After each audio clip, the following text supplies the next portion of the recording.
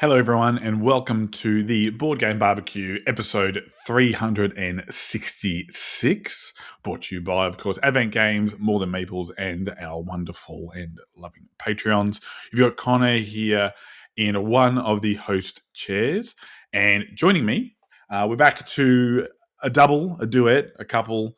Just the two of us, as the Will Smith song goes. Myself and my fellow Sydney Sider, Jules. How have you been? Are you recovered from PlayCon? Have you had a chance to catch your breath, or are you too busy being the busiest man in Western Sydney?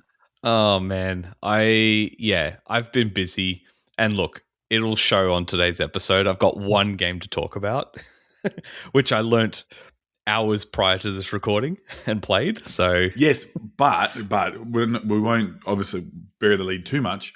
However, I have this game and I haven't played it yet, so I'm excited. I'm excited to hear about to see if you liked it. So okay, good. But it's obviously a couple of weeks post PlayCon. I think we spend a lot of time working on, a lot of time sort of reflecting and going forward. So a bit of normalcy coming back to the podcast crew, looking forward to the future of the podcast as well. It's going to be awesome. But we are here to, of course, talk some games, and I wanted to lead off with a dexterity game. Mm-hmm. This game is an absolute boatload of fun. It mixes two, I guess, things that I'm somewhat kind of fascinated by in sumo wrestling and Beatles, and that's Kabuto Sumo. Now, Jules, you've played this. Mm-hmm. Would you say you've played it a lot? Because I've only played it a couple of times. I've only played it a few times. Yeah. It was when I used to work at a game store. It was one of the staff members there's sort of favorites, and so if it was quiet, we could just set it up on the counter and just sort of take turns as we were like in between jobs. Yep. Good fun, that game. I actually took a photo of us playing this, and I sent it to a friend of mine who's overseas at the moment, and she was like, "Oh, I don't know anything about this, but it looks like sumo wrestling." I was like, "Well, funnily, it is." So so in the name, it's Kabuto Sumo. It's a dexterity game, which, look, I don't play all that many dexterity games. I think there was a time when I played lots, when I was playing a lot with my family, with my two younger nieces, but now that I've sort of moved away from them, we don't play as much. But this is great. So in Kabuto Sumo, what you're doing, and please, Jules, if I get into the rules wrong, please feel free to jump in. You are pushing a disc onto a ring. And before the game starts, the ring is sort of seeded with a whole bunch of discs, and your aim is to push the other beetle off of the other end, or off an end. And the way that you do that is by positioning and making sure that you can push the disc the whole way. We actually played it 4-player. So 4-player, you have two teams of 2.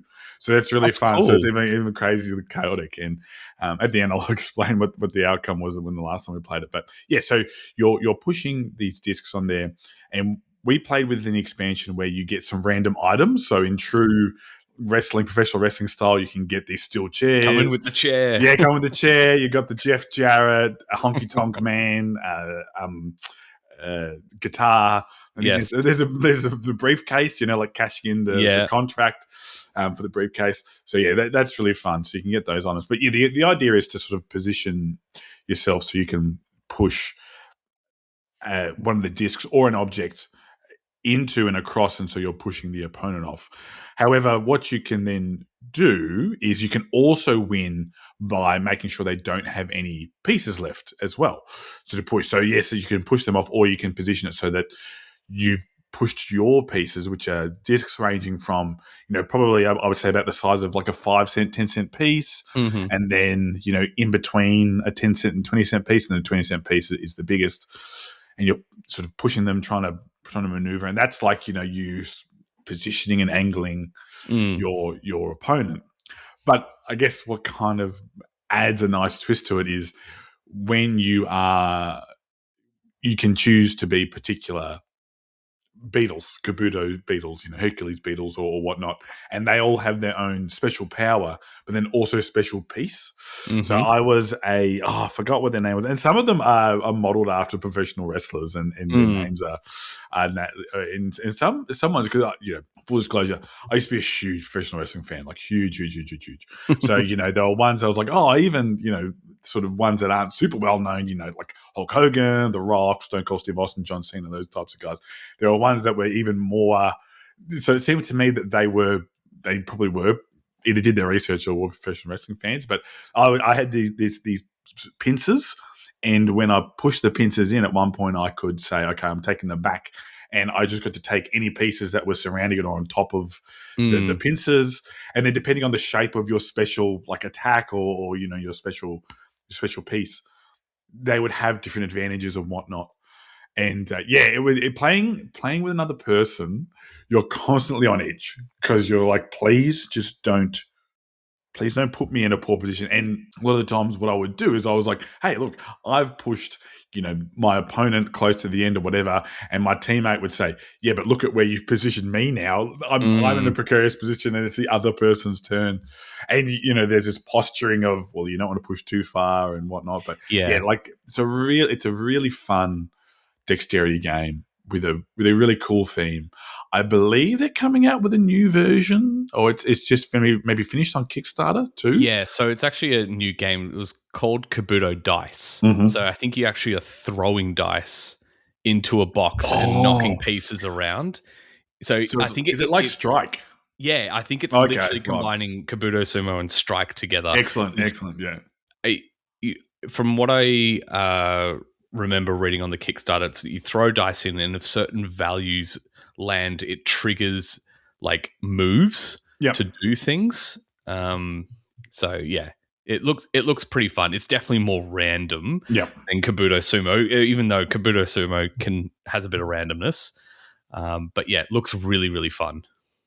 But I guess this is I'm trying to remember. Is it board and dice? Was it all play? All play. It is all play. Yeah. So it's really high quality. Yeah. Chunky bits, as you want in a dexterity game, right? You want these chunky bits to be able to push and pull, and just lots of laughs. Just real silly. I could see this being like a Playcon now with the big cork and all the big games. A big Kabuto Sumo would be quite fun. It doesn't have to be super, like, it doesn't have to be the Bristol and the Octocube that we have, but something in between that could be quite cool. Yeah. Look, it's been quite a while, and I'm glad you've brought up this game because I remember really loving it. It makes me feel like it gives me the same feeling of when I play pool. And I don't play very often. It's like, all right, I think I'm going to line up this shot just right, and it's going to bounce off that wall, hit that wall, and then it should hit the piece, and it'll get it just right. And you hit it, and it goes nowhere near the wall. It's just, I love what they did with weird shaped pieces, round pieces in Kabuto Sumo, and you're like, all right, if I just push at this angle, it should push this, and everything just goes different directions, and you're like, what is happening? The other one that Manny compared it to was those coin games, that you play, not coin as in the insurgent, the counterinsurgency ones, but the ones where it's like you drop, in America it's like you drop a penny and the penny goes down and it sits on the ledge, and then the coin pushes. The coin pushes. It just reminded the coin pusher because, like you said, in similar to pool, you'd be pushing a piece, and you're like, I've got this line up beautifully, you're in trouble now. And it just skews off the one you weren't expecting it to, and pushes. And there were times where, or something would get caught on another piece, and then it would end up pushing. Yeah, it was just that stupid, I guess. Like, when I say stupid, like stupidly fun. Not stupid as in it's not a great game because it's clearly a good game. But I'd be interested to play the Kabuto dice and see if I imagine, if it's made by the same group, they know what they're doing. But it's good look, I think it's a brilliant game, and there's actually lots of expansions which I haven't tried. I've only played the original Kabuto Sumo, and I think there's a second version that has a square ring and probably different rules to it as well. Yep. But it's so much fun, and anyone can play this. Yeah, Kids, 100%. it's just it's great. Yeah, I think Tom was saying it might be like his daughter's top game, like the game they played the most. Yeah.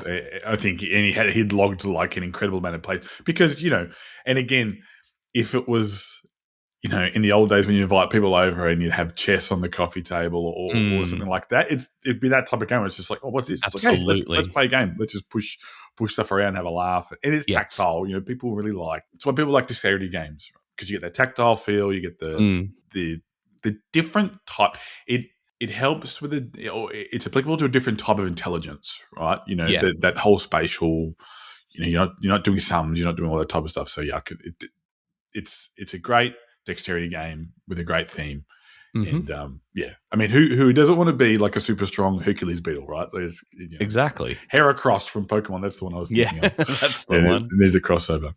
So I was really lucky. Maybe the week or a couple of weeks of PlayCon, played a whole bunch of games with some of my close mates, which was really nice to get together.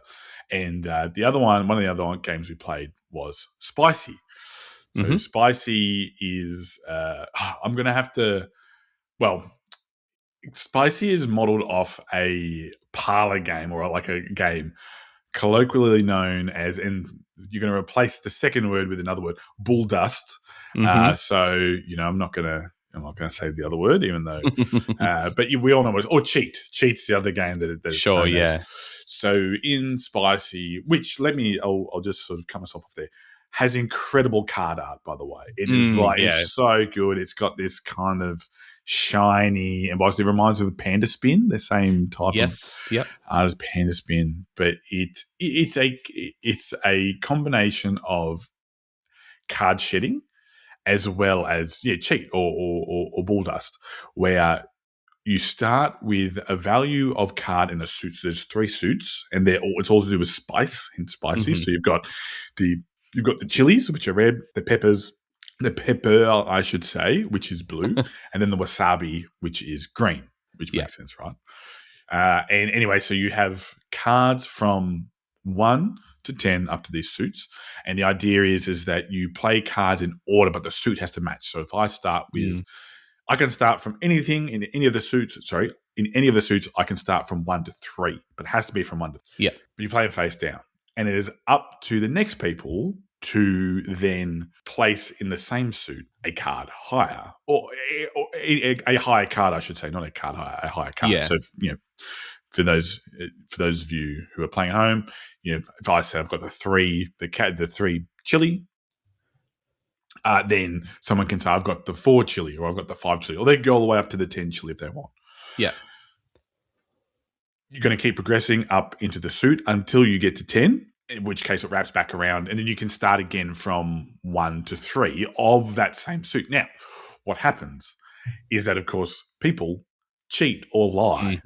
And one of the major ways for you to get points is by you calling them out. And anybody at any point can call someone out. So even if it's not your turn, you can call someone out. So at that point, you sort of put a stop to it. And what you have to challenge, though, you don't just challenge the card. Well, you challenge the card, but you must either decide if they're lying about the suit or if they're lying about the number. Yeah. And for example, where myself and Jules are playing against each other with other people, because this game I think would be kind of lame with just 2 people. But anyway, we're playing a whole bunch of people. Someone has played the blue 4 pepper. Jules has said, I'm going to play the 5 pepper. I'm going to call him out. I have to say to Jules, I don't think it's a pepper. Then Jules has to show the card. Now, he could have been lying about the number, but if it's a pepper, he's correct. Yeah. And vice versa with the numbers. Yes. So you could be fibbing about the suit, but the number could be correct. So if you don't get the challenge right, it's a bit like the NRL. If you don't get the challenge right, your challenge is gone. I'm sorry. No. So what happens then is that person then collects all the cards that have been played. Yeah. And then has that as a score. If you challenge and you're correct, you then get the cards and you get to score. Now, I am a terrible liar. So I tried my hardest to be as honest as possible. I think with this game, the idea, and I think going forward. And all the people that I would play this with will listen to the podcast. But I think a good idea for this would be to, to even though it's like, okay, it is a pepper, but I'm going to say it's a different number. So that's the way to go. So at least because if you're just absolutely fudging it, it's, you're cooked anyway, right? So if you just play it and it's totally wrong, whereas if you can get one of those two things correct, whether it's the number or the suit, then I think you remember that. Another way to get points is if you get rid of all your cards and you get 10 points, which is quite a lot. And the game ends when, correct me if I'm wrong, is it when there's 2 of those bonuses gone, or is it 3? I can't remember. It's been quite a few years since I played it. Yeah. I nearly got rid of all my cards, which would have got me 10 points, but I was really stuck, and it was stuck on a 10. Yeah. And it's like, okay, what are the chances? Like, it was 10 wasabi. I remember it was 10 wasabi. And I was like, I didn't have a wasabi in my hand.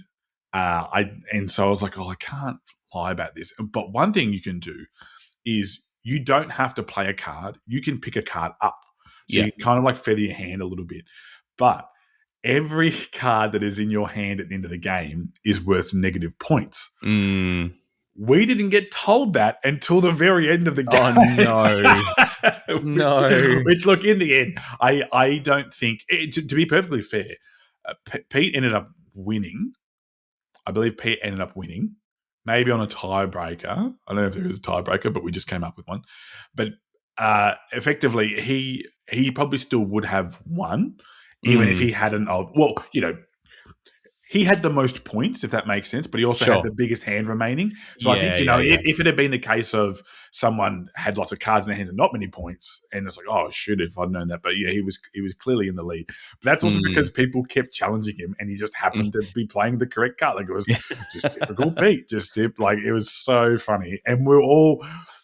So it got to the point, and this was the funny thing, it got to the point where it's like, I know you're lying. I 100% know you're not telling the truth, but you have so many cards that if I'm not right, oh no, I can't give you any more of a lead. And then of course it would be, you would. The funniest thing is when someone's lying and they're lying. But like I said before, they're only lying about one thing. They're not just playing a completely out of the, like a completely like offsuit card with the wrong number. And people, I think it was even funnier when people would lie about the suit and they'd have the right number. I don't know why. Yeah. Just for me, it was just a funnier thing because it's more specific, I guess. It is. Whereas like a suit, there's all the numbers that are full. Yes. That had the suit. So when they were lying about the number, it was like, it was just hilarious. But yeah, it's really fun. I don't think, it is bluffing, and I generally don't like bluffing games because I struggle to lie well in a game. So that's why I'm garbage at like Werewolf. It's why I'm garbage at even like games like Secret Hitler and all that stuff. I can't be I'd rather just be a pleb. Like in Werewolf, I'd rather just be a villager. Like, just let me be a villager, and I can be honest, and I can like read other people. But as soon as I have to try and fib my way through stuff in a game, I'm just terrible. So I just didn't bother. I didn't bother trying to like bluff people. That's funny. Yeah. You just brought up a very old memory about Werewolf. And you got muted on the first round and then killed. You're so bad you didn't even get to speak and yet died on the first round. That is like barbecue lore and early days. And I think over PlayCon weekend and just meeting new people in Sydney and talking about my hobbies and stuff like that, and of course Werewolf comes up. I've told that story more times in the last couple of months, and like almost to the point where it's like this fleeting memory, and I'm like, Werewolf. Why do I hate Werewolf? Oh, that's right, because yeah. And it was like two and a half hours I sat there for. It was ridiculous. Or dead, yeah. Oh, the things we did in COVID times. I mean, what else are you going to do? How else am I going to spend my day? I might as well spend it muted. But so anyway, what's your experience with Spicy? You said you played it. Yeah, it's been quite a few years since I played it, but I remember it being really, really fun. Just, there's a lot of mind games involved in it. So it's probably not my favorite sort of card shedding game, because I think there's actually quite a lot of people in the wider community that feel the same way as you do, Connor, about bluffing in games.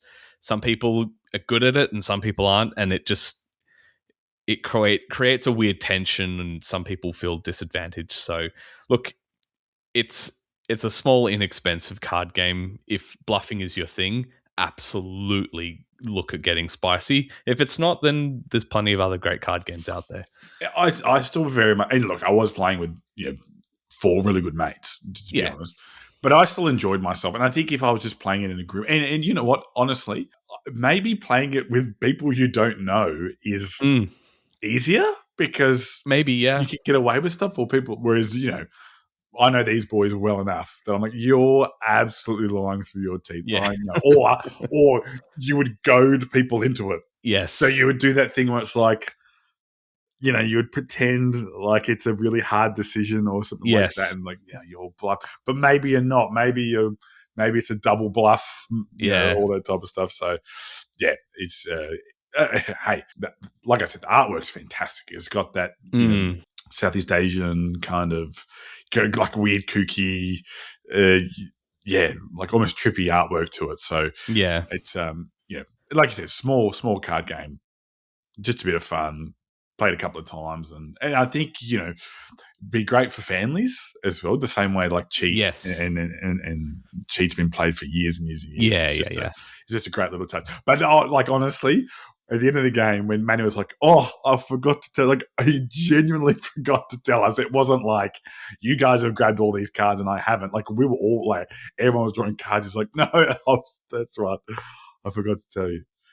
Anyway, speaking of Manny, I got to give a shout out to Manny and his son Vinny, because whenever they listen to it in the car, and we mention Manny's name, and it was mentioned Manny's name, Vinny looks at him like he's a rock star. He's like, "Oh, they're talking about you, Dad." So shout out to Vinny. Vinny, you got to play Sausage Sizzle honestly, okay? No more of this cheating, okay? Got to play honestly. Apparently, he was being a bit cheeky at PlayCon playing Sausage Sizzle, but yeah. That's what we should do. We should get giant Sausage Sizzle. Oh, yes, that'd be fun. With like dinner plates for tokens. That would be good. Well, I'm going to keep it rolling here because, like I said, you've been busy, so I'm happy to talk about a few more games, and you can have as much time to talk about tenderly as you wish. Sure thing. So Medici is, I didn't realize how old it was. It makes sense. Like it's, it looks it. It looks it. We played one of the newer versions, and there is a newer version coming out. Medici is a Reiner Knizia game, so we know how prolific Reiner Knizia is, and it is an auction game. And when I say this, it's an auction game and nothing else, aside from maybe some set collection. But I tell you what, man, it is such a great game. Like, it is so good. I really, really enjoyed it. What happens is, when it's your turn, so you start off with amount of, I think they're florins, because I think it's, in Italy. So you start off with the amount of florins. It might be 25, might be 30. I can't remember off the top of my head. And then you're essentially going around, and everyone gets one bid they can pass if they want on these lots. And the lots are generally will have either a variety of goods, which are, in our version, and they're probably all the same in the other ones, but in the version I played, it was furs, silks, spices, grain, and dyes. So it's like grey, purple, brown, yellow, and blue. And there's also a card that's gold. Now, the way that works, I'll explain why there's only one gold and what it's important for.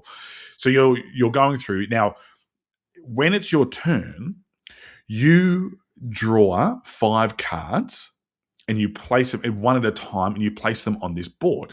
And you can place up to 5 cards on the board. I apologize. You can place up to 3. And you, in each round, can have up to 5 goods in your own personal board. Now, these goods are those colors, those range of colors. So black, purple, brown, yellow, and blue. And they all have a value from 0 to 5. Now, why this is important, I'll explain in a moment. But you're going through, and you as the you as the auctioneer, you will get final say. So it's up to you, and you can just draw one card and be like, no, this is going through. Let's run it through and see who wants to bet on this. You can do 2 and do the same, or you can do 3. Now the key is that you cannot put up for auction any more cards than you have spaces for. So at the start of the round, you can have 3. That's no dramas at all. But let's say it's all gone through and then I only have 2 spaces left. Well, I can't draw 3 cards because I have to be able to bet on this, so it can't really skip me. And of course, with all auction games, it gets to the point where people end up with good stuff for pittance because no one wants to bet on it.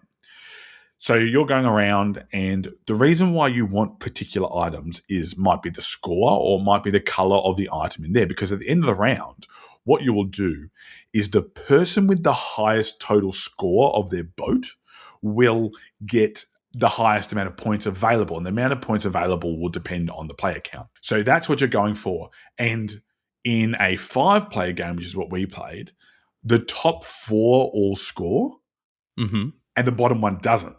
So it's not a case of everyone scores that. It's like, no. It might be a really low round, and so someone with a score of like 15 might get the top score. In the next round, someone with a score of 16 might be the lowest score. So it's not like you score 15 or 16 points. The top score will always get 20, and then it might be 10, or it might be like 30, 20, 15, and 10 or something like that. Now, what you can also win, which helps you boost your score, is you can win the gold card, and that will add 10 to your score, which nearly would guarantee you the win, like unless you had a terrible, terrible lot. Now, the points on each of these cards that you can buy, remembering that it can go from 0 to 5, aren't always the most important, because as well, each time you pocket one of these goods, you will move up those tracks. And what happens is in each of those tracks, the first and the second place in the tracks in the particular round will also score points. So there's effectively 2 ways of scoring points. You can either have the biggest value on your boat, or a big value on your boat, or you can be further up the tracks. So there might be a hand that comes out that's really, really low in value, but it pushes you up some of those tracks. So, for example, it might be, 3 blues have come out and they're all a value from 0 to 2. Might be a couple of zeros or a 1. But you get to move up 3 spots on the blue die track. Now, by the time you get to the 5th spot, you're getting 5 extra points each round. Not only are you probably at the top, but you're getting 5 extra points each round. So that's the decision that you need to make. And as it goes further and further along, what starts to happen is you start then going, well, I can't really move up much further on the blue track, and I'm probably going to win this one. So I'm not going to take any blue goods. So instead, I'm going to start looking, or it might be, a case of, hey, I've already got 20 on my boat. Let me grab this 0 one. This 0 card that comes around. But of course, the beauty is that the auctioneer is always in control. And having last bet, they might end up with a really good boat for nothing, or they might end up with, with absolute crap, effectively. Yeah. But the reason why I really like this game is, like I said, it is almost, it's such a pure auction game with just that nice wrinkle of your goods are worth 2 things, and you have to decide which of those 2 things you're going to prioritize in that particular round. And it could change from round to round, right? It could just be a matter of, this round I'm gonna try and get some points for the value of my boat, but primarily I'm going to try and move up some of these tracks because that's going to get enemy points in the end. The other great thing, of course, is that it's all based on, your points are based around your money.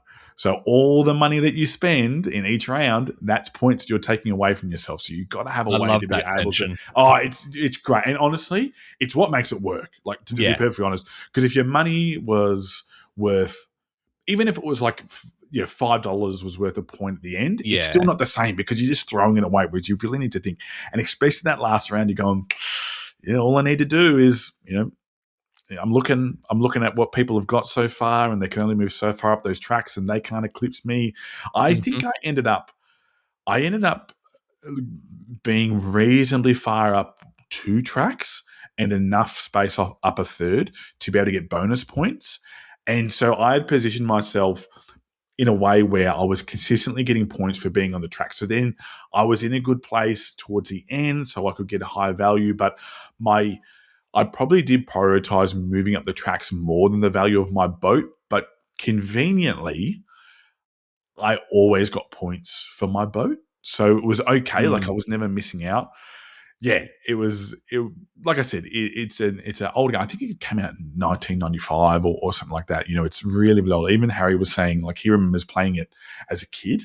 Yeah, and I was 1995. I looked it up on BGG. Yeah, so yeah, it's just one of those. I never played it. I knew it existed. I knew it was a favorite amongst the board game community. But it being I'm neither here nor there with auction games. Probably, I think auction games depend on how other people value things. So there's a huge variable in terms of, okay, like, the last game I played, I was barely spending any money, but that's because people were pushing prices up. They're real conservative. And then all of a sudden I'm playing this exact same game with the exact same really cards. And then people are going crazy. Like people are pushing it up. So having the auction games is dependent on the group in a good way. I think like variety, it makes you have to pivot and not just nothing will maintain its value from game to game. It'll change, but also knowing what things are valued, okay, this is a really good card. I'm going to have to pay a little bit more for that or whatever. I think that's important. Now, in Medici, there's no special powers for getting a card. There's no, or buy this card and have a second action. Like it is pure, hey, you are just buying the goods. So I think, I think these days, when you have an auction, I'm thinking more like Ra, right? Where it's like, you buy the card, you buy the tile, and it activates a power, gives you a special scoring or scores a different way.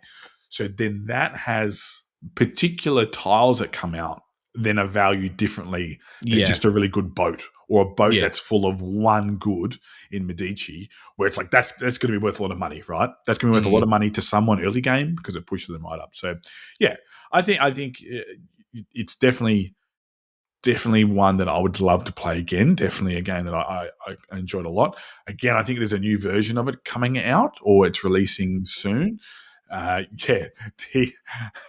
We were laughing because I think it's like the first image on BGG, but as you go around the board, you can see that some of the numbers are quite, highlighted and they're quite yellow. And then there's other numbers that are on there that are just in this really faint white coloring. And it's like, why put that on there at all?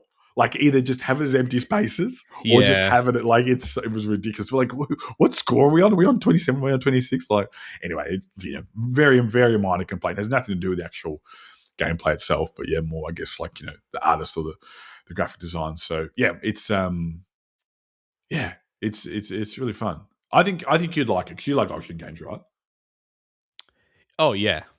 Yeah. I haven't played Medici, but it feels like one of those games. It feels like one of those classics that I should play.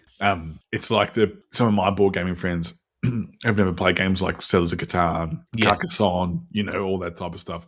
And yeah, I was like that with Medici. Right? I've never played it. I mean, look, there's games I haven't played, like Tigris and Euphrates and things like that, where I'd be like, I really should play that.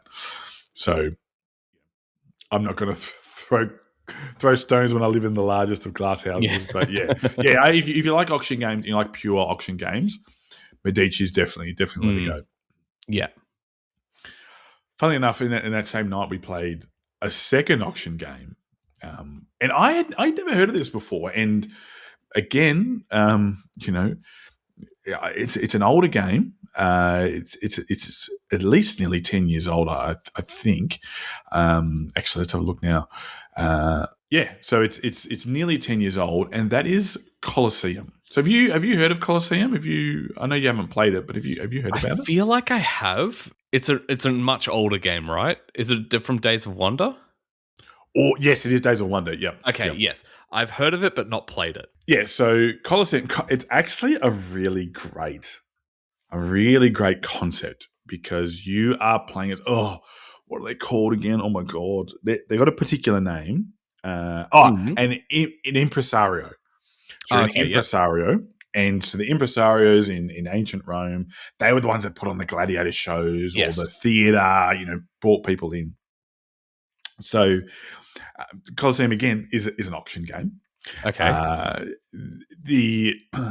What I did work out at the end of, and I'll say I quite enjoyed my play of Colosseum, But what I worked out is auction games, the ones I like the best are the ones where everyone has one round of bidding and that's it. No Going jumping backwards and forwards, jumping back, not even jumping back in, but even like just increasing. And then it ends up being, you and me, and we're just going up. Yes. And the other people are sitting there going, "Oh, great!" Like I'm going to twiddle my thumbs with this, measuring contest and things like that. So, so what you are doing is when you're bidding, you are bidding for these tiles.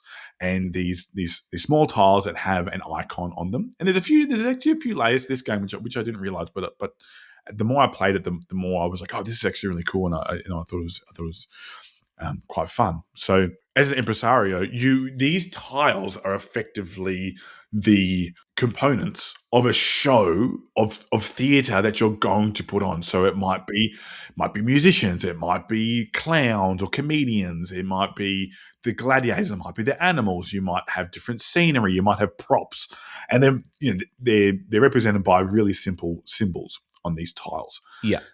Now, in order for you to put on a show, you've got to have these tiles. And when you have the starter show, you only need a few components. So you might need like 2 comedians, 2 gladiators, some scenery, and a musician or something like that. So at the end of the round, you put on this show.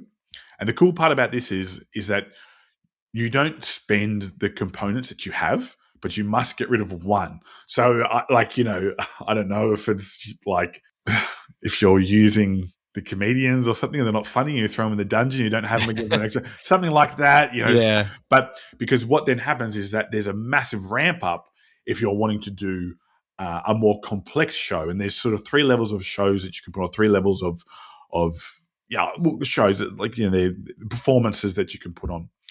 And as it goes on, they need huge amounts of these components. So, you're talking about the first one that you're putting on, you might have 6 components. The final ones that you're doing might have like 18 or something like that. And you're only getting a handful per turn. So you're only getting like 3 or 4 per turn. But what you can do is, after everyone has their auction, and again, this is the auction where once you're out, but when you're in, it keeps going around. So rather than compared to Medici, where it's everyone gets one bet, if you don't want to bet, you're out. But by the time it gets back to the original, by the time it gets back to the person that drew the lot, it's done. They kind of have final say. Yeah. So with Colosseum, if you want one of the lots, you have to keep going around and bidding and going, oh, I want this much. And money is incredibly tight, by the way. It's so tight. It's you've got to be really careful about how much you spend, because you also have to do things like upgrade your Colosseum so that you can put bigger performances on. You might want to get the favor of one of the emperors who are moving around, because when the emperor lands into your spot, you get bonuses, you get more points, you get more fame. You might get extra seating, which means you can have more fans come in, which gives you more money, which gives you more fame, all that type of stuff. And then along with this is quite a cool little wrinkle to the game. What you can also get is when you have the most amount of gladiators, comedians, musicians, you effectively like have the blessing of a particular god. So it's like, the god of or a patron. So if you have the most amount of musicians and you put on a play or a performance that includes musicians, you get a bonus to that. However, people can come and steal it off you if they then have the most. So they don't just have to meet it; they have to exceed it. You've got to have at least 3. Right. So it's quite a cool system, and also again makes you think about collecting things and how much you want to collect. Because what ended up happening was that in the end, I made a poor choice, and it actually cost me the game, because I should have tried to increase my number of either comedians or musicians, and I chose the wrong thing, and it meant that I didn't have the favor of that particular like patron. So as you go on, you're putting on greater and greater shows. One of the impressive things, though, is that you will only score your most famous / highest scoring performance. So I think you put on 5 throughout the game. I think there's 5 rounds. And generally, your first couple are not going to be very high scoring. It'll be enough to get you going, get you some money to be able to spend and whatnot. But what you then have to do is you have to then try and maximize one of your performances to get as many points as you can from that. Because what can happen is you can do the same performance year after year if you want, but it's not going to, like, if you do the first one again and again, it's not going to get you too many points, right? Because compared to the bigger ones. The other thing that you can do is you can put on a performance and it can be missing components. However, you will have a reduction in the points. So you need to be like, okay, is it still worth me putting on this performance because it gets me some money, or, it gets me more money than another one? So I think there was a couple of times where I put on the same performance twice, and all that meant was that, I scored a little bit more than last time, a little bit less, but I was still scoring points and still putting on, still getting that. So, we were sort of discussing as we were going along how you really need to make sure that you have built your biggest Colosseum probably by the second, the second or the last round, because you're not going to be able to score enough points to be able to win. But if, for example, your highest scoring performance was in your third round, and you didn't score anything, that's fine. You don't revert back to the lower one. It just remains as your highest one. So I thought that was a really cool system, rather than having like, okay, this one scored that or whatever. It actually is an inbuilt catch-up mechanic. Not an inbuilt catch-up mechanic, but it means if things haven't gone your way, you're not penalized for not having a performance in a particular round, right? You might really want to save money and be like, I'm not going to put on a performance in this round. It's fine. I'm just going to collect some wheel and deal or spend money to do that. I'm not going to put on a performance this time. But yeah, so again, it had enough going for it that I would definitely play it again. We played it at 5, and we were pretty snappy with our auctions. But my goodness, I can imagine that if you had people who are really trying, and we sort of discussed this, or Manny, I think because I put a Facebook post up, Manny said so on the Facebook post. But if people really wanted to, like, a bit of I guess posturing or whatever, like, it could go for a really, really long time with people I can see that. Yeah. But that's because it's, like I said, it's multiple rounds and whatnot. Yes. So, yeah. And you can have multiple players, can have multiple auctions. Like, there's this rule about how if the person who starts the auction doesn't win the lot, the lot doesn't get replaced. Mm-hmm. And then the person who's auctioning gets to go again. So, it's like, you can do some fudging around, but Pete tried to do that and it blew up in his face because he didn't end up with the tokens he wanted to. But yeah. So Colosseum, lots of fun. An auction game with some more strategy than just the auction. Like you said, it's a Days of Wonder.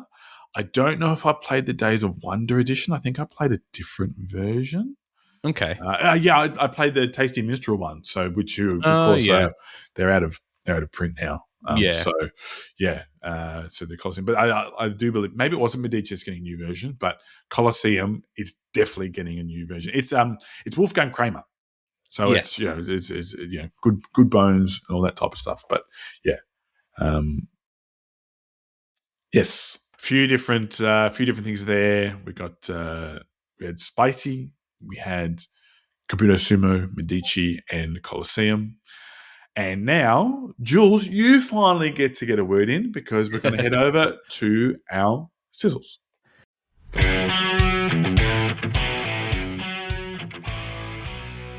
Are you looking for your next game night obsession? Head to More Than Meeples, Brisbane's go-to destination for board games, TCGs, and everything tabletop. There's even a great selection of toys, puzzles, and collectibles to satisfy the big kid in you.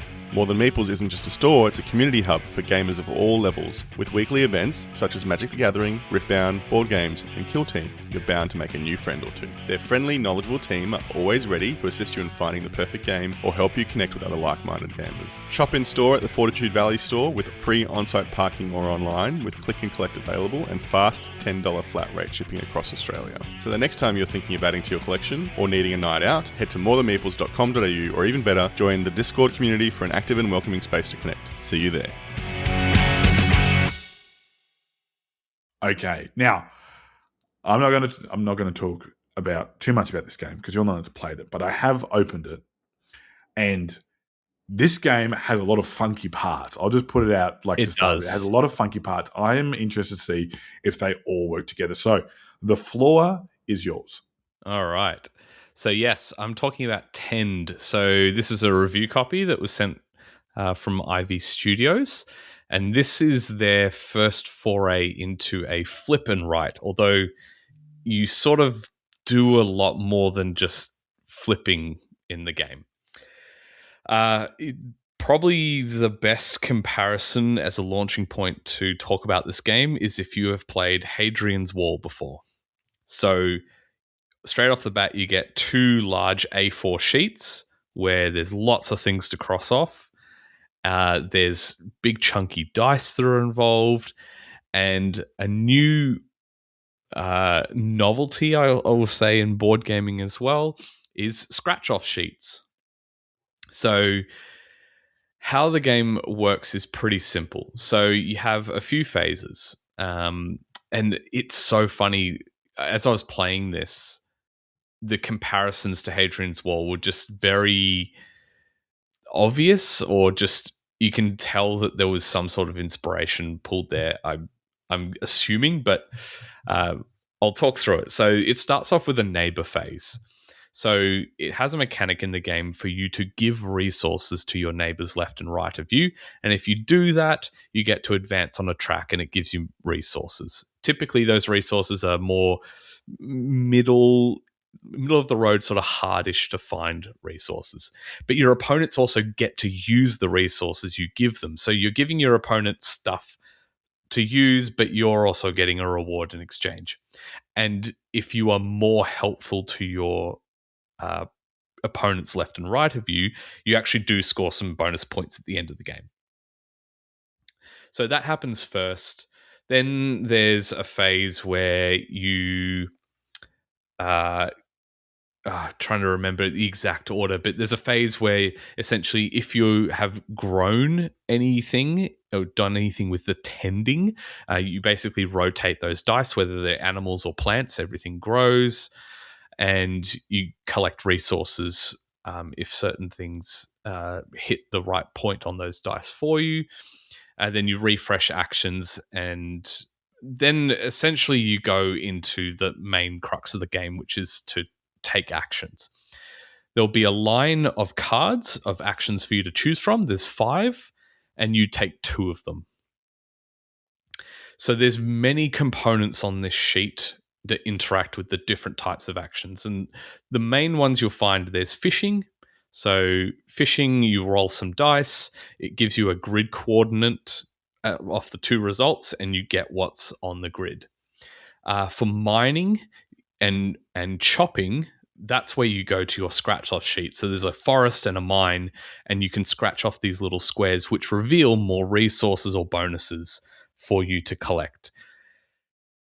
There's a lot of different pieces to interact with in this game, and a lot of different things you can do. And it is definitely one of those games where you can't go deep on everything. You kind of got to lean onto it, a strategy. Straight off the bat, I didn't realize the sheets themselves are a little bit asymmetric. And I'll explain how they're asymmetric. It's only ever so slightly. So when you collect a resource in this game, by whatever means, maybe you dug it up in the mines or you found it in the forest, fishing, whatever the case may be, there's 4 ways in which you can use that resource. One is to sell the resources for coins, and coins are just a thing you can tick off on the sheet to pay for upgrades or for animals, lots of different things. You can give that resource to an opponent if it's one of the matching cards for the neighbor cards that you have. You can also log that in your cargo manifest, which is sort of a big grid, and that's where you're going to get a lot of points for the game. So it'll have a reference sheet where it shows this resource equals this many coins or equals this shape like a Tetris shape that you get to put on your cargo manifest. And the cargo manifest is divided into 3 columns, and it will tell you every single square you fill in that cargo manifest is worth 1 point. And to be clear, if I'm remembering correctly, it's 96 squares on that whole grid. So potential of 96 points plus some bonuses. But in those columns, it tells you this particular type of good. If you put any of that type in this column, it's worth 0 points. In this middle portion, you actually get a bonus point for this particular type of good. And on the third column, again, there's this type of good is worth 0. So there's some positional things to play around with in making sure that you don't put those goods on those sections. Otherwise, they score you nothing. However, when you complete rows, you unlock a bonus mining action or a bonus fishing action, which allows you to get more and more resources. So you can start to see the similarities already with Hadrian's Wall, where it's, I'll fill in this soldier and it gives me this servant, and I can use this servant to... You get the combos going. And certainly as you unlock upgrades throughout the game, you start to be able to get more resources and just do more things. I think for me, I really enjoyed the first play. I think I definitely made a couple mistakes, but that's okay. It's not a big deal. I like that it was all simultaneous play like Hadrian's Wall is, which was really good. I think for me, I got a little bit lost in the game just with certain elements sort of fading into the background. So, for example, there's one particular section on one of the sheets, which is called the Broken Bridge. And essentially, if you pay all the resources to repair it, it unlocks a new location for you to do fishing, which has different types of fish. And it was something I was working towards throughout the game. And I got to the end of the game and realized, I was one resource off finishing that, and I completely forgot about finishing it. And I didn't know that I needed to unlock that location to access different fish that I was trying to find to finish another part. I think it's definitely a game that you need to play multiple times, because I didn't realize where you actually get some of the yeah, okay. There's a big reference sheet that shows all the resources in the game, what their coin value is, and what the shape value is for the manifest, but it doesn't tell you where you get them. And I don't think discovery was meant to be a part of the game. Okay, yep. Apart from the scratch-off sheet. That's like the only thing. So I wish there was a little player sheet that just said, these can be found at this location, these found at this location. Because at least for a first play, I think that was important. Probably now I would know, but there was definitely some time looking at it going, hang on, where I can see this resource exists. Where is it though? I can't find it anywhere. Yeah, so I guess for me, I haven't played much of the Anarchy. I'd love to play it some more, so I'm going to withhold my judgment about that. But like for me, Hadrian's Walls is for these whatever and rides, it's the best. You know, yes. I mean, if I wanted a quick version or a quick of it, like I think Gunshot Clever still, and whatever one of those you choose, that's probably like the one I would just recommend the most. Still, I think it's like it's a grandpappy, but still the best. But Hadrian's, in terms of thematics and combo potential and what's available, again, full faith in Bobby and the workers. I just haven't played the Anarchy as much. Yeah. I think one of the reasons it's so good is because, it might be overwhelming at first, but it makes sense. Like the theming behind it makes sense, right? Like you need this to be able to build your hotel. Your hotel is going to let you have more people come through. Your hotel will give you more people each round. You need to pay your civilians are what you pay to increase your groups. So the end, as the difference is from what it sounds like, again, not having played Tend, is that you are all the information that you need is literally on your pages. It's like, you need to pay me this and you get this. Yeah. Where you get that from, it's up to you, right? Like, are you gonna get purple meeples from the temples, or are you going to get them from, welcoming others in? Are you going to get them from building your all you've got to do is like, okay, I need that, and then part of you playing the game is, because it's not all that much to manage, part of you is going and find, okay, what's the most efficient way for me to get this one with the fewest amount of actions, and how many times can I fill in spaces with the free action so that I'm not, spending one of my meeples to do that. So again, not having played 10, but it sounds like that might be one of the issues that you said that potentially on a second play that'll resolve that. But even with how overwhelming Hadrian feels at first, partway through your first play, you get it. Like, it clicks. Like, where stuff is. Yeah, exactly. I think so. The problem I was referencing before with the broken. The problem I was referencing before with the broken bridge is when you unlock it, it unlocks a new fishing location, but that's on a card that you get given. Ah, right. Yes. Yeah. Now, you can hand out the cards to people at the start of the game. It's not like, oh, now you've revealed this.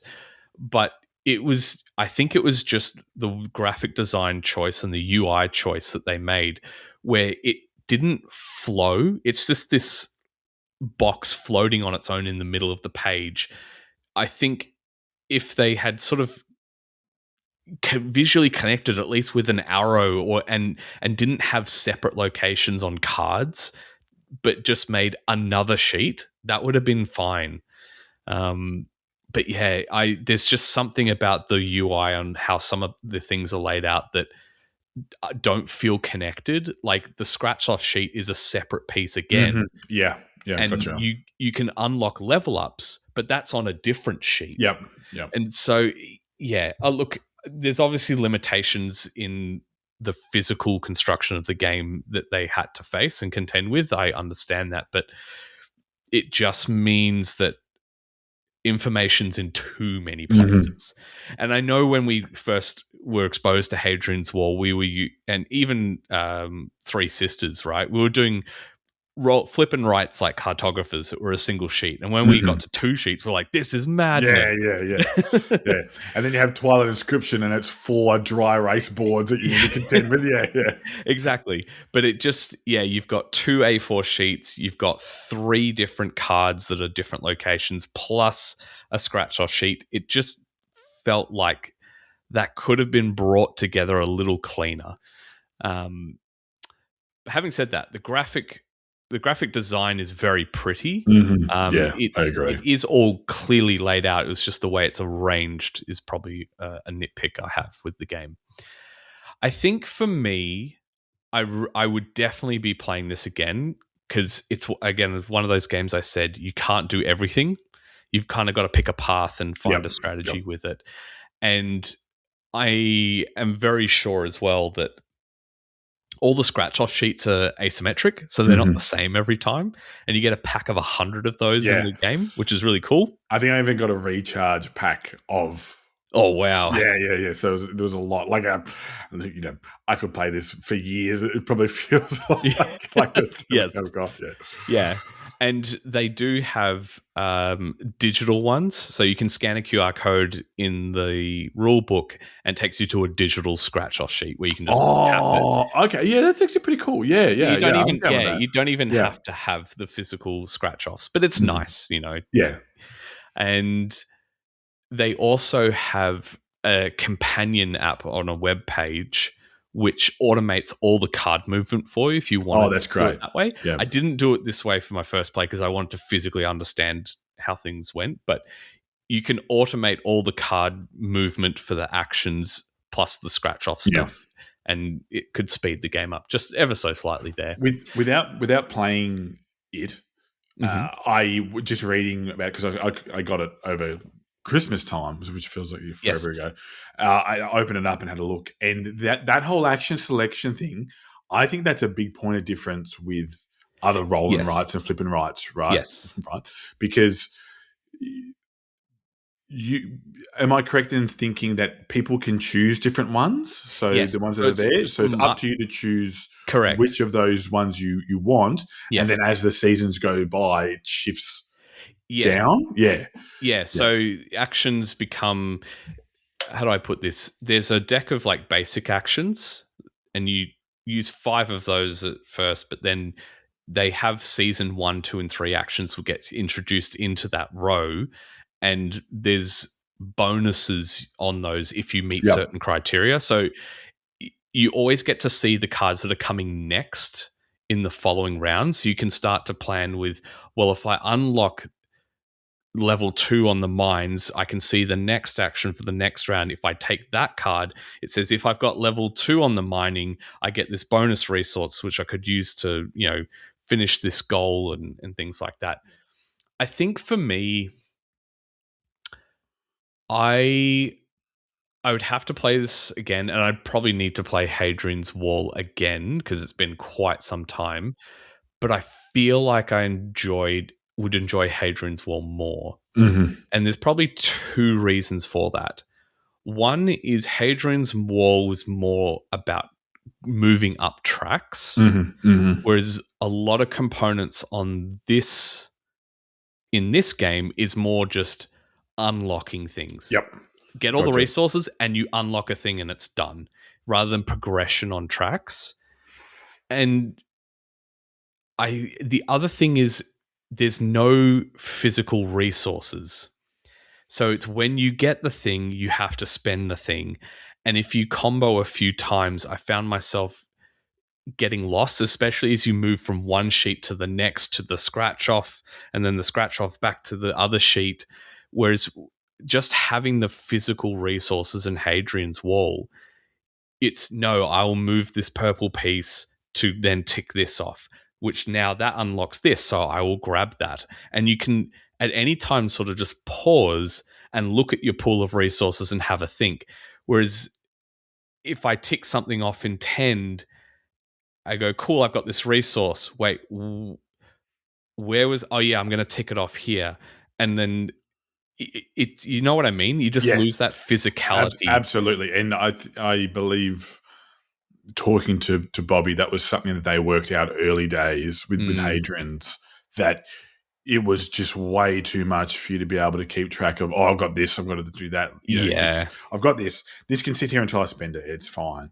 And even playing Gunshot Clever, which is not as complex as these, with my family, they would forget to take bonus actions. And, and it's not, and it's nothing to do with the game. Like, the game's really clear. You take this and you take it now. But it was like, I've then gone and done an extra step. Yeah. I've forgotten to do that. And it's like, where was I up to? Whereas at least with Hadrian's, you you end up putting things like on a particular spot. I'm going to spend that there. I'm going to spend that there. I'm going to spend that there. You start partitioning and portioning them out. So yeah, I totally get why that would be tough to keep track of. Yeah. And maybe give you a little bit less flexibility in a way, because you've got to commit to it straight away, as opposed to having that thinking time, like, do I want to spend this right now? But I've got to remember. Yeah, I've seen a couple of ways that games help doing that without physical components, which I get it, like it's a cost. Yeah. But I mean, as these games get more and more complex, you need to have something to represent that. Yeah, I think so, because it's just, there's lots of combo chaining potential, and if you just lose it along the way, either you're cheating yourself out of things, or you've accidentally cheated and crossed off something you shouldn't have. Yeah, so, and that's, I always, when I forget to do something that I should have done, I'm like, you silly goose, like, what have you done that for? But my one is like, oh no, I've built something before I shouldn't have. I didn't have that resource, or things like that. That makes me feel worse than the other way around, where I'm just handicapping myself. Yeah, absolutely. So look, very cool game if you like Hadrian's Wall or the Anarchy. I haven't played the Anarchy yet. This would be right up your alley. It's kind of fun having those scratch offs, and just it's kind of cool because on the artwork for the scratch offs, they have like there's an actual artwork. It's not just grey boxes that you scratching off, and it has a pathway. And in the video I was watching to learn to play, they said you can follow the pathway through to the bottom of the page because you have to start at the top, and then you can scratch anything on the top or scratch something orthogonal to where you've already scratched. And the pathway is designed to be the most efficient, fastest route to get to the bottom, because if you reach the bottom on the scratch hits for either the forest or the mine, you unlock more locations to do things. But, for example, like I know on the path for doing the forest, eventually you hit a spot where it's like, get another action, and you just scratch even further. But the good rewards or the rarer things and hard to find are off the track. And so there's always this temptation of, I'll go off the track a little bit and just go a little bit further off. Because I did end up going all the way down into one of the bottom corners of the forest and found one of the really rare resources, which was like, oh, cool, yes, that thing's really hard to get. That was worth it. But it took a lot longer to get there than if I'd just followed the track. So, yeah. I enjoyed the game.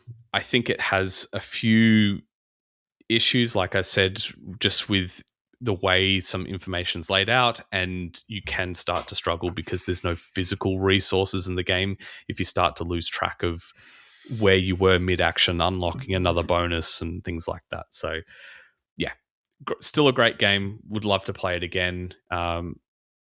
Yeah, that's, I think, everything I have to say about Tend for now. Cool. Yeah, I'm keen to play my version when I finally get it carded up. So yeah, it's and I've got like the stamp pens and stuff too. Yes, like, they sent us the stamp pens. Yeah. Those were nice. Yeah, really so like that. And the coins. I've got coins for you to scratch off. Yes, them too. So yeah, I went the full shebang. Nice. So I'm excited. All right, so that was Tend. My sizzle. It's going to be part one. It's going to be part one of I'm hoping at least a multi-part sizzle where I'm going to talk about Elder Scrolls, the betrayal of the second era. So this was Chip Theory's foray into, and still continuing. I think they're still releasing expansions for Chip for Elder Scrolls. So this was absolutely hyped up to the eyeballs. I can't believe it released last year or the year before. I think it was it last year? I want to say it was last year, but maybe it was the year before, but I don't remember. So, look, I'm a massive fan of Chip Theory games. I love the worlds that they build. You know, I've still got Burn Cycle. I've got we talk about Cloud Spire, how big fans we are. Cloud Spire, Too Many Bones is like this awesome experience that I remember playing solo, and an opportunity has come up for me to play through Elder Scrolls with my good friend Tom, who I just get to play lots of games with, which is awesome. And so we started playing it, and we've effectively started like the introductory campaign. Now I tried this and I played it by myself when it first released, and truth be told, I bounced off it. I bounced off it pretty hard. And the reason was not because I didn't think it was a good game. The reason was because I found it a lot to manage by myself. Yeah. And for me to just manage it and be like, oh, like this, like, you know, it was cool. I had lots of great ideas. I really wanted to explore the different characters and whatnot. But I also felt like I could just play a video game. Like I could just play Oblivion or Skyrim. So, and, you know, and the bottom line is like we could play a game like this online together, or we could play something similar. But we decided, like, we played through Regicide, Legacy, we played through a couple of campaigns, or at least one campaign of Marvel Champions, and we sort of decided, okay, we're probably going to do one of two things, and we've played a bit of Eternal Decks, which I'd love to talk about as well on another episode. So we thought, okay, we've got a couple of choices, and we decided to go down Elder Scrolls route because it actually, while it has a fair bit of prep work to do. The campaigns and the sessions that you do, they're not extremely long. They're actually quite manageable. Yeah, I think you can make them longer, right? So it's a bit like with Too Many Bones, so they made like the campaigns, and you can stretch that out and keep your same gear locks. Yep. You can do that in Elder Scrolls, but you can also have smaller, bite-sized campaigns. But the idea is for it to keep going and to play for over multiple sessions. So there's a lot. There is a lot in this game. There's a lot of choices for you to make. Unlike, if I'm sort of addressing it from a surface level, unlike Too Many Bones, where it was a puzzle, like it was a combat game, but there was a puzzle behind it, right? Yes. And the whole idea behind the way the game worked is you had to work out what the fault in the baddies was. Yes. And you had to then exploit that. With Elder Scrolls, it's not so much like that. It is you are making your character, trying to make your character powerful. It's no longer on a grid. It is on those neoprene hexes that there is for Cloudspire. So the actual game has extended itself. It's going to be compared to Too Many Bones a lot because it has the same system of you have a set number of dice you can roll. You can upgrade your character so it's got skill dice. But it is probably the one thing that I'm enjoying so far about Elder Scrolls compared to Too Many Bones is that these skill dice, they seem a lot more integral to the character. Now, I loved the different skills that the Gearlocks had, but generally what would happen is you would use them once in a battle and they were gone, right? Whereas in Elder Scrolls, they go down into a cooldown track. Now, you kind of had a cooldown track in Too Many Bones as well, and I apologize for comparing it, but I think it will make a lot more sense if I do. But effectively, you have this cooldown track, and you get all those dice back. But there are going to be things that happen in your cooldown track. You might get fatigue, which blocks it. You might get, a status die, which stays in there. And if you get affected by the status again, it goes to the back of your cooldown track. So it's like, it's just re up. So one of the common first ones that you have is Bane, which is effectively like a bleeding status, and you lose a HP, and that will stay in your cooldown if you get affected with Bane again. So you need to go defeat those enemies.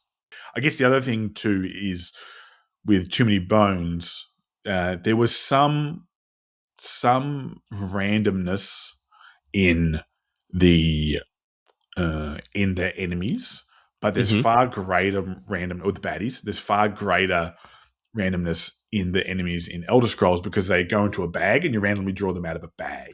Right. And there's no and the enemies that you draw will depend on the environment or the land that you are exploring in. Yeah.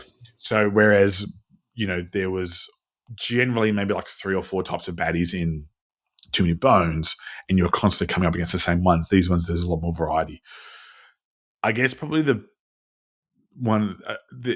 overarching campaign and the campaign structures and the questing, that all feels quite similar. And I was talking to Tom about this. Feels quite similar. It's like a combination of Gloomhaven and Too Many Bones. So it's got that overworld with the two types of encounters that you have. With Gloomhaven, where you have the city encounters and then the land, and then the like encounters in the wild, and you have the dungeons. This has a similar one, and then depending on the land that you're exploring will depend on what your the types of encounters you can have.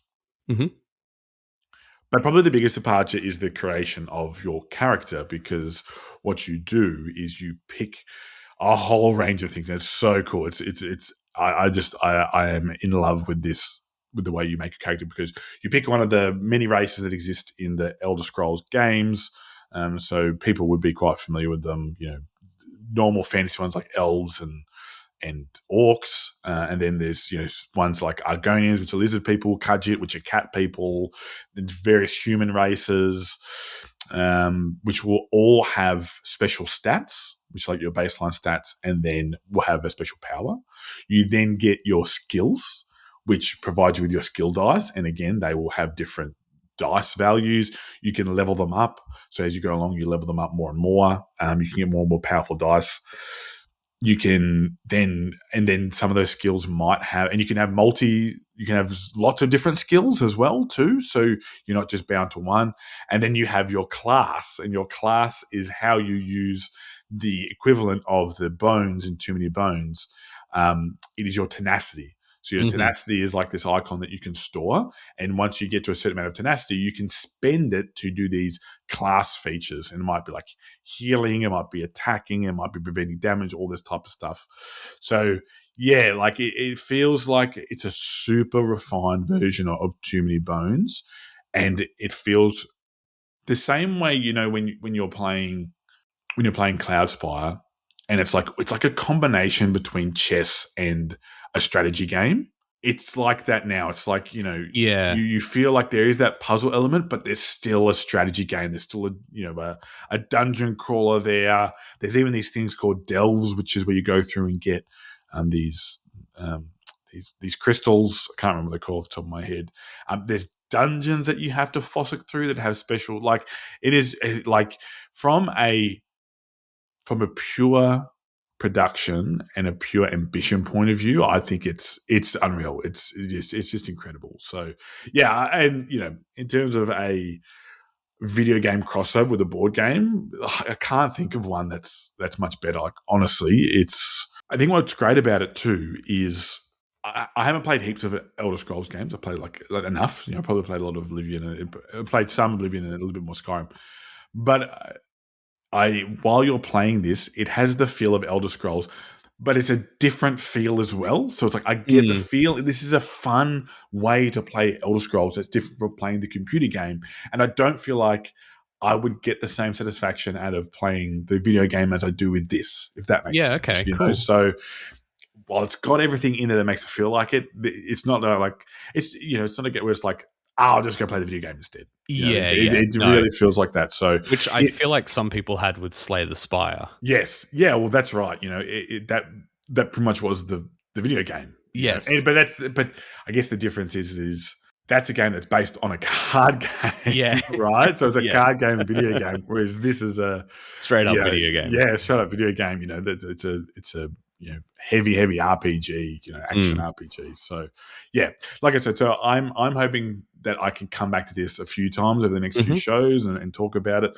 Obviously, as little spoilers as possible, but talk about my experience, maybe some highlights for characters. But a little bit of a shorter one and not as much depth, more so laying the foundation for future discussions. So yeah, I'm excited to smash into this a bit more. And very cool. And there's a lot of content available, which is amazing. But so a couple of big Kickstarters that we talked about. Probably a bit in a while since we talked about some Kickstarters. And so we had Tend, the scratch 'em, flip 'em, flip and scratch, flip and write, flip and stamp. Yeah, and Elder Scrolls Betrayal on the second, which, oh my goodness, this box is like. Dana jokes about like we're getting more than Meeples and having to use her like knees to lift, and it's like, yeah, you can do some damage. So yep. This episode is brought to you by Behold Games, Sydney's home for board games, role-playing games and trading card games. Whether you're hunting down that niche board game, deepening your collection, or just looking for a place where your obsession is completely normal, Behold Games has you covered. They stock a great range, run regular events and organise play, and have a community that genuinely shows up every week. If you're making the trip to Sydney for PlayCon, Behold Games is just a 12-minute walk from the ICC. So head on in Wednesday or Thursday evenings before the con kicks off, or take a break mid-convention to stretch your legs and check out the store. You'll find them at Shop 17, 99 Jones Street in Ultimo. Can't make it in person? You can shop their full range online at beholdgames.com.au. Shipping is Australia-wide.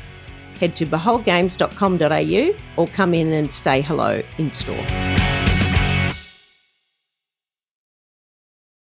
Okay, so we don't have any pressing news and announcements for this week. We will have some very exciting news coming up for you, though, hopefully soon. And if you've listened to our previous episode, you'll know why. But looking forward to sharing that with you when the time is right. So we thought we'd move straight on to a recap of last week's question of the pod. We were all on this one. I think my one was definitely something stupid. Mine was like going on a space trip, like with Richard Branson or something like that. I think yours is a bit more sensible, Jules. And but I might read off a couple of our responses and you can read the others. So we had Julie Sinclair on Facebook say a 3D print file for box inserts and certain upgraded components if the purchaser wished to print that on their own or a friend's 3D printer. That is an excellent idea. That, like, yes. Yep. Yes, I agree with that. yes. I think it would save money. It would save shipping, all that type of stuff. Amazing. I do wonder too what the cost difference would be and how much they overprice for the 3D the components, right? The components for box upgrades and inserts. So, and David Bryson said an opportunity to meet or have a Zoom session with the designer about their creation. I would love to talk more about the creative process and the decisions they made. Or just hope that the designer of the game comes to next PlayCon and you can ask them that when they do a session. All right. On Discord, we had Chris Anthony said, a designer in the box who can teach you the game and act as a rules reference. I don't know how they'd pull that off, but wishful thinking. Actually, they might be able to do it if they figure out Chris's suggestion. So Chris said a pocket dimension with storage shelves to store all these Kickstarter games. That's a Chris problem. That's a Chris problem. So sorry to put you on blast, Chris, but yes, you are. Yeah, I'm sure you're not the only one, but no. We had Satellia Nova said, "I want a bag dedicated to the game that could just replace the box, so that everything could be packed into neat little pouches inside and out." That's actually an interesting idea. I know there was a game that was a big buzz a year or two ago because it was a handmade game and it just collected up into a pouch. All the pieces. Okay. And Shut Up and Sit Down talked about it. And the person who was hand making these just got a mega long wait list for people that wanted to buy it. It was something Stones. I can't remember the name, but so is it like I imagine like it all folds up into like a hobo bindle? Like is that the idea? Literally like that. Yeah. Yes. So it has a string all the way because the board was just a big circle cloth, but had a string cord all the way around. And at the end, you put all the pieces in and just cinch it up. Okay. Yeah. And bags dedicated to games rather than boxes. Cool idea. How would you feel about chucking all the components for Elder Scrolls into a big bag? No, bad, very, very bad. That's how I feel. Oh dear. And we had Rorge said a signed box lid or card by the designer. Jamie Stegmaier offers a signed random card for Stonemaier games for about $1.50, one per order. It's been a treasured and personalized addition to my games. That's cool. Yeah, I think so. Or like, the other artist or something like that. That would be neat. I mean, like I'm not overly, I guess, sentimental with that type of stuff. I think maybe, but I can definitely see why people would love it from a designer who they okay. I know we've got lots of our friends in the community who have favorite designers or favorite artists, and they just love them. So I can one of the highlights was people lining up to get stuff signed by Cole and Andrew and Ian. Yeah, at the end of their talk. So people clearly want these. But that's a good one. All right, so on to this week's question of the pod. And Jules, I'm not perfect. You're not. Kieran might think you are perfect, but I know you're not. So we thought we might come out and say things that games that we are the worst at playing, or what type of games we are worst at playing and why. This could be a game or type of game that you just have a losing streak that you can't shake. I remember people talking about losing streaks in Quacks of Quedlinburg, just poor luck, all that type of stuff. So for me, it's the bluffing. I just can't do it. I'm too honest of a person. I can't lie to them. No, that's not true. I just smile too much when people catch me. So for me, it's bluffing games. I'm just no good at them. So what about you? What type of games are you worst at? I think there's one standout for me. I am terrible at Azul. Okay, right. And I don't know what it is. I don't know whether it's something to do with the patterns or... I never get stuck with heaps of tiles that need to get broken. I just never seem to have the right tiles in the right positions at the right time to score points. Yeah, I know what you mean. Like you can't get the flow and like the yes. I never get a flow with it. I never get stuck with broken tiles, but I never get a good flow. And I don't know. I guess I'd say it's a positional abstract game, but I feel like I'm quite good at abstracts, except Azul. So if there's a better way to describe what element I suck at Azul at, whatever it is, it's that. I'm just not good at Azul. Yeah, very good. So I said bluffing. Jules said something about Azul, Yeah. And is it just Azul? It's like I'm good at the Queen's Garden. I'm just bad at baseline Azul. I haven't actually tried Queen's Garden, so maybe I should try that or one. the chocolate version when chocolate's involved. I don't know. Hey, if it was actual chocolate, I'd be pretty good at eating. You just eat the broken tiles, right? It's like, it's not there. Oops. It's just base game Azul. I'm trying to think if there is another game that I'm just terrible at. But there's some trick takers, I guess. I think I'm pretty good at trick takers, but I wouldn't say it's my strongest game type that I'm really good at it. There are some people that are just a lot better than I am at it. But I wouldn't say like it's my worst. There's something about Azul. That's just what it is. I mean, look, people who play games with me would probably say every game is the worst for you because you just lose all the time.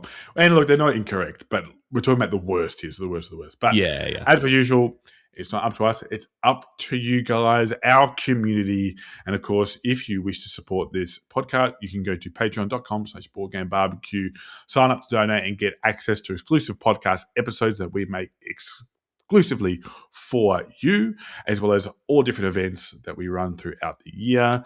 There's also plenty of ways to support the podcast without donating. The easiest way is to tell your mates and friends. You can go to Apple Podcast and leave a star review, hopefully 5 stars, review for us, or Spotify's star rating system. We'd love for you to leave us a review. Maybe we need to start reading out the 5-star reviews again. That might be probably should. Yeah. I talk about this a few times. My favorite was our buddy Sub-Zero Joe making Dan swear an oath for something about to do with Arkham. I knew because he'd sent me it. Joe had sent me it, and he's like, watch out for this. And then he started reading it, and I was like, oh my God, he's getting to it. And he didn't realize halfway through. You can also get involved through joining our Facebook community, following us on X, Instagram, or YouTube, where our audio is uploaded. And of course, there's our incredible Discord community, but there's always conversations going on, conversations of games, Kickstarters, game design. There's the board game pics, which is awesome too. Love seeing the pictures of board games. Get involved and support the show. All the links are in the show notes.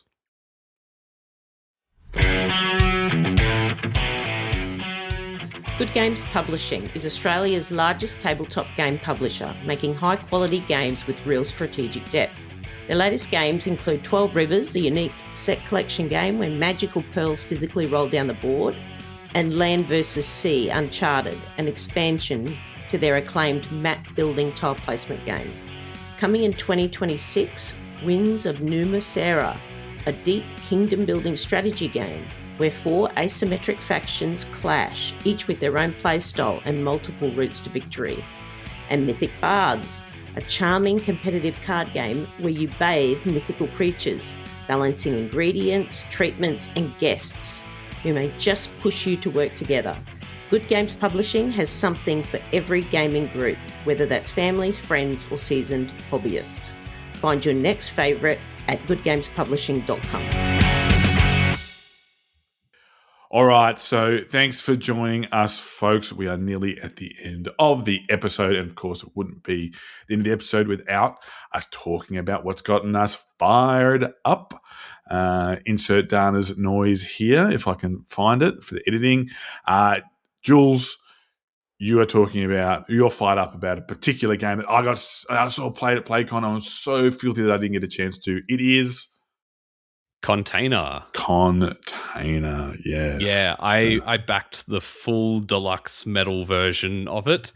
It's a game I've wanted to play for a long time. It's supposed to be arriving very, very imminently, so I'm very excited to play that. The other thing I have been fired up about, and will continue to be fired up about, is at the time of recording this.